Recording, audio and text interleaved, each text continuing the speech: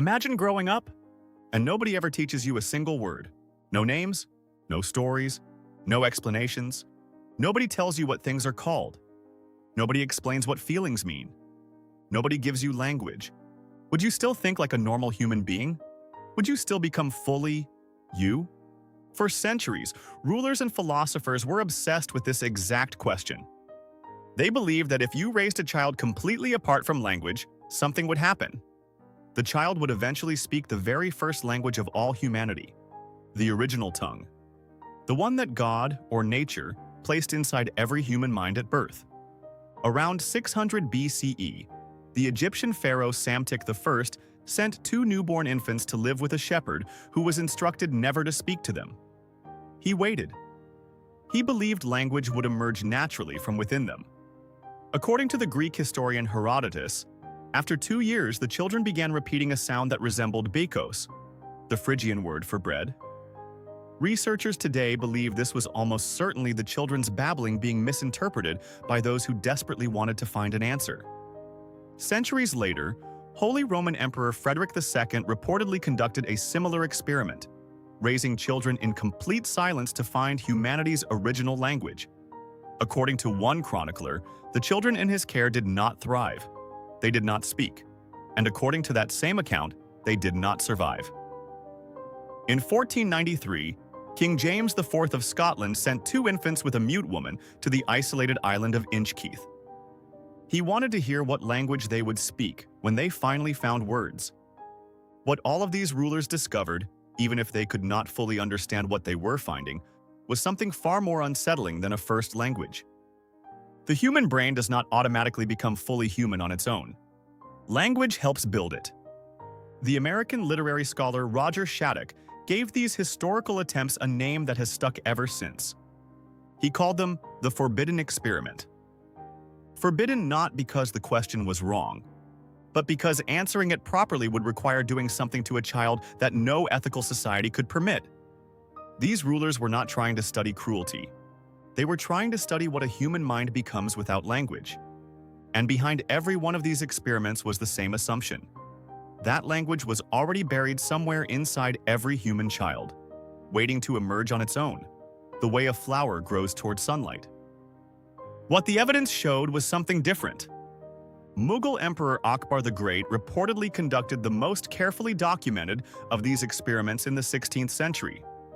He placed a group of children in a house and prohibited any language being spoken near them.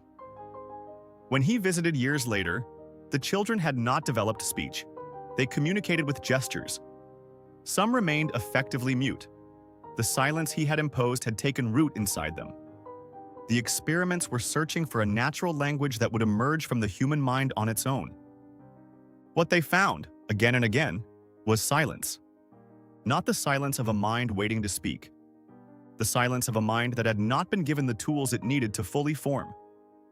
This is where the story becomes strange in a way that is very difficult to shake. Because most people assume language is simply a tool for communication, a way of telling others what you are already thinking. But cognitive science has revealed something more complicated than that. Language does not only express thought. In important ways, it helps structure it. The psychologist Lev Vygotsky proposed in the early 20th century that language begins as something external, words we hear from others, and gradually becomes internalized, turning into the inner voice that organizes our thinking. Research published in Trends in Cognitive Sciences has since supported this view.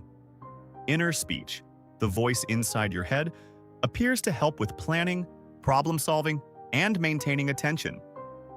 When researchers disrupted inner speech in experimental participants, it impaired their ability to perform certain cognitive tasks. Without words, emotions become harder to separate and identify. Time becomes harder to structure. Memory becomes harder to organize. Researchers at the University of Liège published a major review in 2026 concluding that language and consciousness exist in a complex two-way relationship. Language does not create awareness, but it shapes what you notice, what you reflect on, and how richly you understand your own experience. The voice inside your head may not just describe your thoughts. It may help create them. And if that is true, then a childhood without language is not simply a childhood without words. It is a childhood in which the architecture of the mind itself is built differently. In 1970, a 13-year-old girl was discovered in a house in Los Angeles. Researchers would call her Jeannie to protect her identity. For most of her childhood, she had been confined to a small room, tied to a chair, unable to move freely, unable to speak, and punished if she made noise.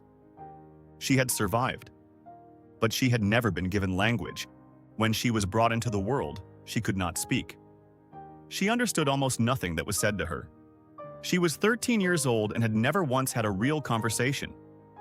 What happened next was one of the most significant and heartbreaking cases in the history of linguistics and cognitive science.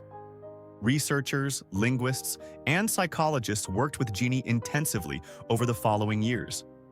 She learned words. She developed vocabulary. She made connections between objects and names.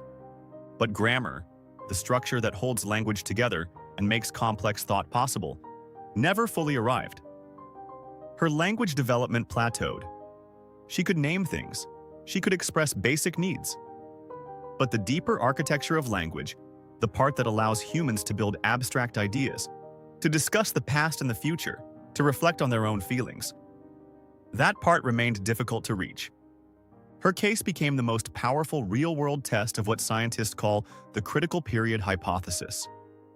The idea that there is a specific window during early childhood when the brain is most receptive to language. A window that, once closed, does not fully reopen. What Jeannie's case suggested was devastating in its simplicity. The brain seemed to expect language during childhood, and when it never arrived, some doors became very difficult to reopen. It is important to say clearly, Jeannie's story involved severe abuse and deprivation that went far beyond language alone. Her case cannot be reduced to a simple experiment. But what linguists and neuroscientists found in working with her reshaped how the world understood the relationship between language and the developing mind. If this video is making you realize how strange language really is, subscribe to Ecora, because the deeper you look into the human mind, the stranger being human starts to feel. And tell me in the comments, do you think humans could truly think without words? Now step back.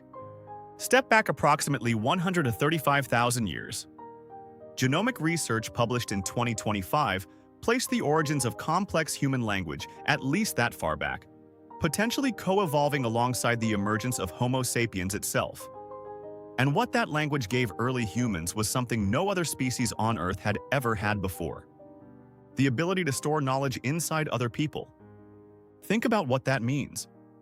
Without language, every generation starts over. A child watches their parent light a fire. They learn by watching, by doing, by failing, by eventually succeeding. But with language, a parent can explain. They can say, "This plant is dangerous. That animal moves in predictable patterns during winter. The river floods here in the rainy season. This is where we found food last year when the drought came." Language turned individual experience into shared knowledge. It made the memory of one person available to an entire community. And when that person died, their knowledge did not die with them. It lived on in everyone they had spoken to. Researchers studying the evolution of human cooperation note that language was central to the transmission of social norms, survival strategies, and cultural practices across generations.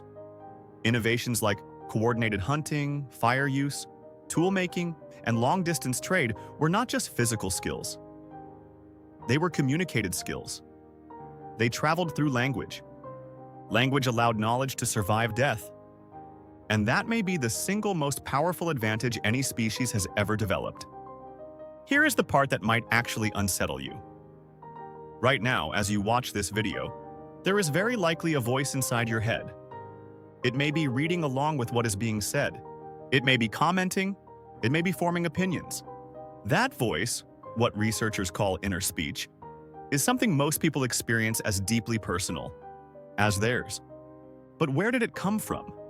Vygotsky's foundational research, supported by decades of subsequent cognitive science, suggests that inner speech begins as the voice of others. The words your parents used, the language your community gave you. slowly internalized over years of childhood until it became the voice that feels like the most private part of you. Research shows that blocking inner speech through tasks that force people to use their verbal working memory on something else impairs planning, reduces self-monitoring, and disrupts the ability to reflect on one's own thinking. The voice inside your mind may not fully belong to you. It may be inherited language, echoing through your thoughts, quietly organizing everything you believe yourself to be. If you had grown up without language, that voice would not simply have been quieter, it may never have formed at all. And the self that the voice narrates? That self might have been built very differently. Humans are not born psychologically complete. The human mind develops through connection, through relationship, above all, through language. Language is not only vocabulary, it is shared reality. It is the structure inside which emotions become nameable. It is the container in which memory becomes organized. It is the thread through which identity is built. Every human alive today inherited words from people who came before them. Parents, grandparents, ancient humans sitting beside fires, telling stories into the darkness. Language survived not because it was written down. It survived because humans passed it forward continuously, mouth to ear, generation after generation, for tens of thousands of years. And maybe that is the strangest part of all. The voice inside your head may not fully belong to you. It may be the continuation of countless human minds, carried across history through language itself. Every thought you think in words is a thought that was first made possible by people who are no longer here to think it. If this video changed the way you think about language, subscribe to Akora. Because next time, we explore another strange part of being human that most people never stop to question. And tell me in the comments, do you think humans could still become fully human without language? Subscribe to our channel for more science that makes you see yourself differently.